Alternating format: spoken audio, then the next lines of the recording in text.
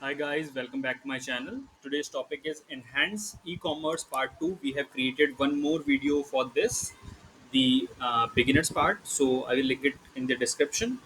So what is Enhance E-commerce? Enhance E-commerce offers you a lot of tools to customize your data collection.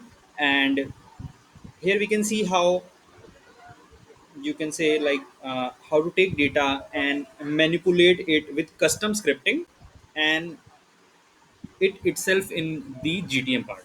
So in this video, we will see about the collection of data and data manipulation. Okay. Enhance e-commerce is also called the most interesting reporting model in Google Analytics because it has a lot of things to work on. Okay. So Google Tag Manager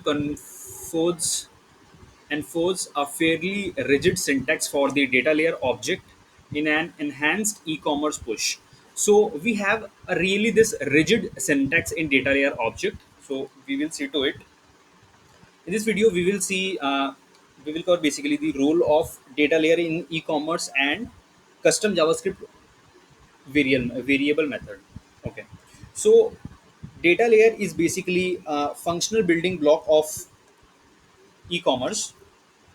Even though you can do a complete enhanced e-commerce without data layer interaction, but it is the general method which should be used in, as the custom method may be changed due to some updation in website or any difference in the code, so it can verify, it can, you can say, changes over time. But data layer method is one that you should be generally using. And you can also use the custom JavaScript variable, as I've said, to compile the enhanced e-commerce object from scratch. Like, you can modify existing objects in data layer with it. So talking about the rigid syntax, we have these two examples. Like, one is from enhanced e-commerce object by CMS system, and one is the enhanced object from our GTM. So firstly, this, what we see here is an invalid format, and it doesn't it it isn't the way the GTM accepts the data, expects the data, and not corresponding required keys are there. Like, there are some particular keys that needs to be specially there, like ID key or price key, and these are not clearly mentioned here. Okay. And say if we fire a tag using the data layer toggle, but it won't be able to collect any data. So this isn't what the format should be. And when we come to here, so we have a bit of valid format. This is what kind of format we expect. And but what is this like? Here we can see the SKUs, okay, and the price. These aren't inside the item info. Like, we have this product info. We need to have some a field as product info, and these all categories should be inside them. Okay. So here are, we can see different rows for different things, and dimensions also are not clearly indexed. So like this one, dimension 3, brain, it doesn't exactly means what it is. So these are some kind of wrong formats we have here. So what we can do is, we can, you can say, there is a website.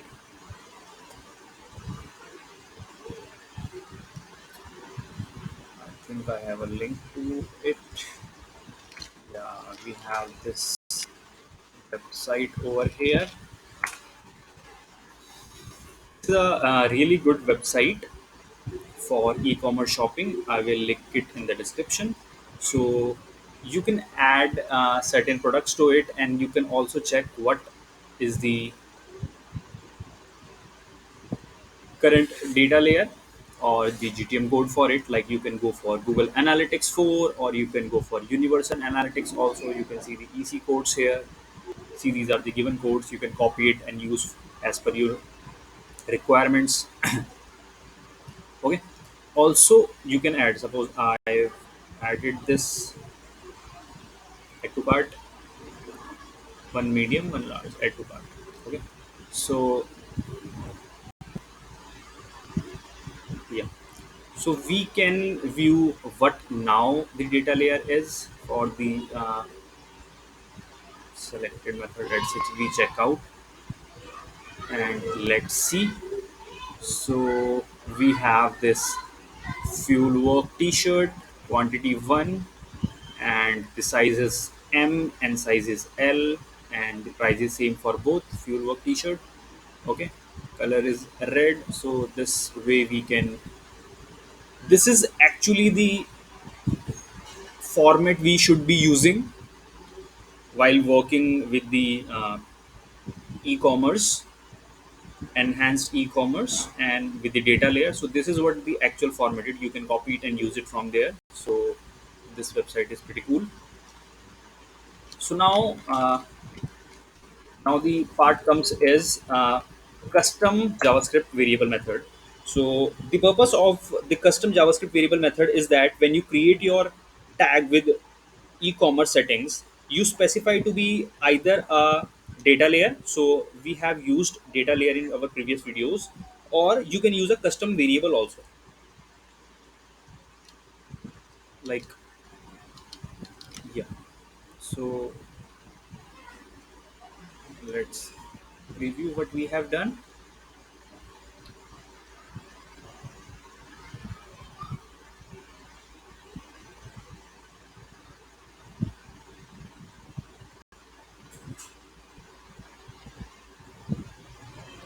So we get connected to our website, and I have made an e-commerce call in my blog, as my website is not completely of e-commerce. So we have, say, the, so these were the attributes we passed. These were the values: e-commerce item and the ID, the price, brand, category, variant. So these were the things we passed over it here. And we also ran a GF. No, this is not it. Yes, the e-commerce tag here, and also how GA4 views the data. Okay, but we did it using the data layer variable.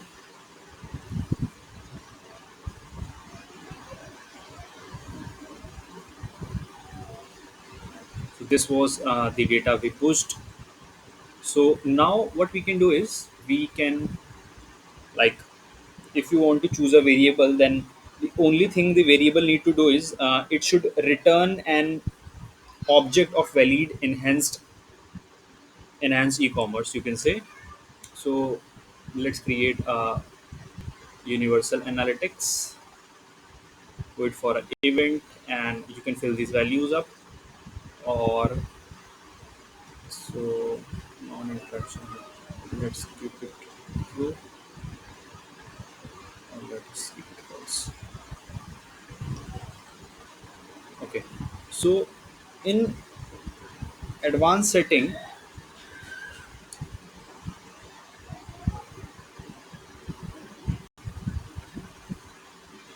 just a minute.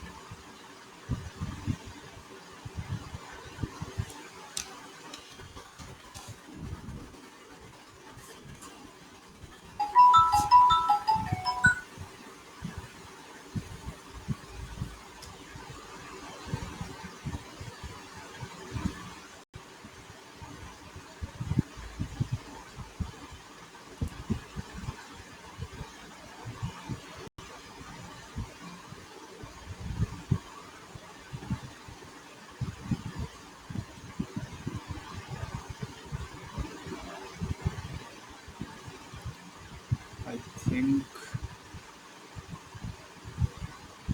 yeah.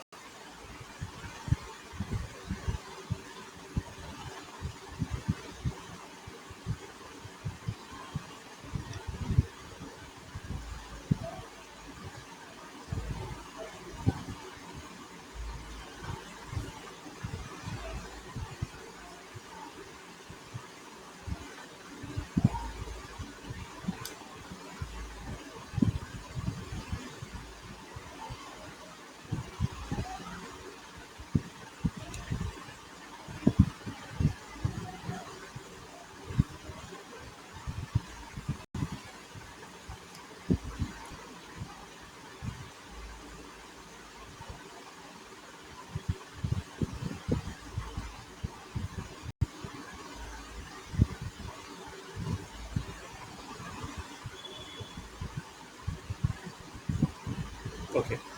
So here we have more setting. You need to enable the overriding setting variable. This enable this link, this text box, sorry, and then you have the option of e-commerce over here. Uh, Keep it true.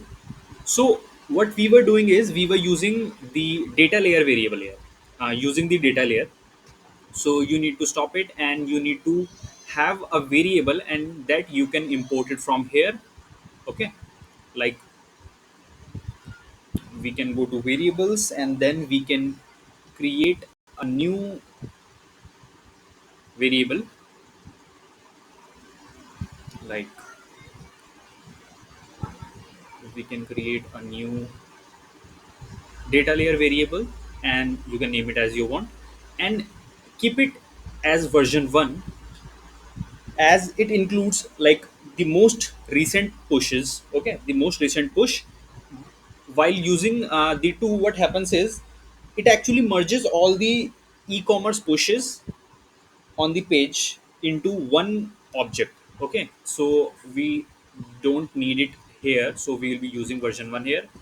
Give it a name and you can attach it with the tag that we just created. So and then after that what you can do is you can create, no, you have stored that in, you have stored the data in the actual data layer variable. Now you need a custom JavaScript variable. Okay, you need to have sorry, you need to have a custom JavaScript variable where what you can do is you can create a function and you can take it as a var or a let, whatever you can.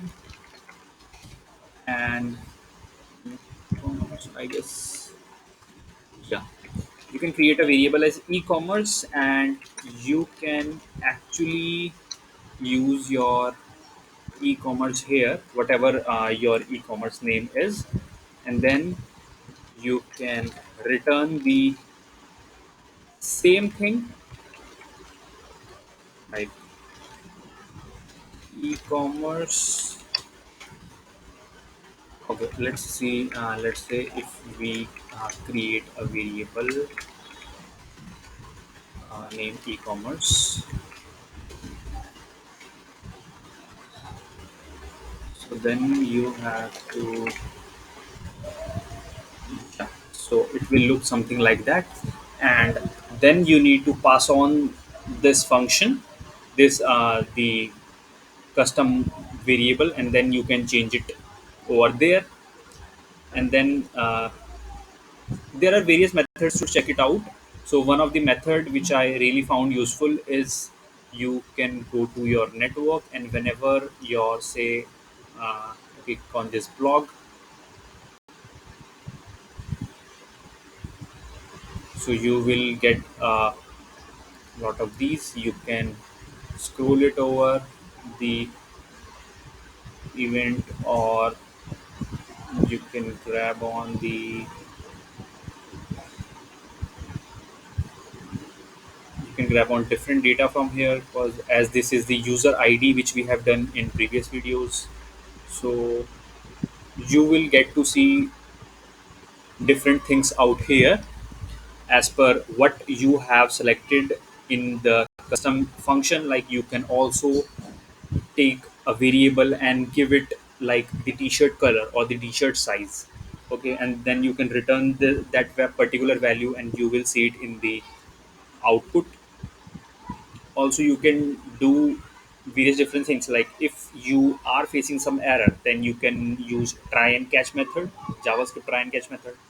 Okay, so this was just an intro to the custom JavaScript variable which we can use for e-commerce and data layer. So this is it for this video and thank you.